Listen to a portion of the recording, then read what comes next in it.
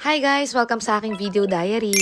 For today's video, quality time naman ang atake namin. Literal na ipapasyal namin ng mga bagets. Dahil kung mapapansin nyo sa mga nakakanood ng mga video clips ko, puro na lang kami trabaho. So ngayon, panahon naman para kami ay pumasyal. Pero bago ang lahat, kakain muna kami. Sa ibang ramen shop sana kami kakain. Ang kaso, punuan. Kaya ang ending, dito na naman kami sa Ogiya. At bago namin tuluyang alisan tong ramen shop, eto na nga si ate at may pagbudol na agad. So ayun, move forward tayo. Andito nga pala kami sa Ion Mall Ota. Pero bago kami tuluyang pumunta ng mall, dumaan muna kami ng pawn shop. Pero grabe guys, medyo masakit na naman siya sa bangs. Dahil kinakailangan ko na naman magbawas ng investment. Pero wala naman ako no choice. Di bali, babawi na lang sa susunod. Wow, pampalubag sa sarili. Char. So, ayun na nga guys, nandito na kami sa loob ng Ion Mall. At ang first stop sana namin ay yung dinosaur na umise. Ang kaso, kamusta naman ang entrance fee? Para kang papasok sa loob ng Disneyland. Kaya hindi na kami tumuloy. At ang next stop naman sana namin ay yung Mocha Cafe. Or yung tinatawag nila na Cat Cafe. Ang kaso hindi naman pwede si Fuego. Dahil ang naka-indicate doon ay 3 years and above. Kaya ang ending, nagpabudol na lang ulit si ate. At bumagsak kami dito sa arcade. So far so good, enjoy naman ng mga bagets. Kahit mukhang nonchalant si Fuego. Tapos ayan, for the libot at food trip na lang ang ginawa namin. Importante naman dyan nag-enjoy ang mga bagets kahit pagod ang mga parents. Medyo hindi lang nakaka-happy ng mga panahong yan. Dahil lang daming tao sa loob ng mall.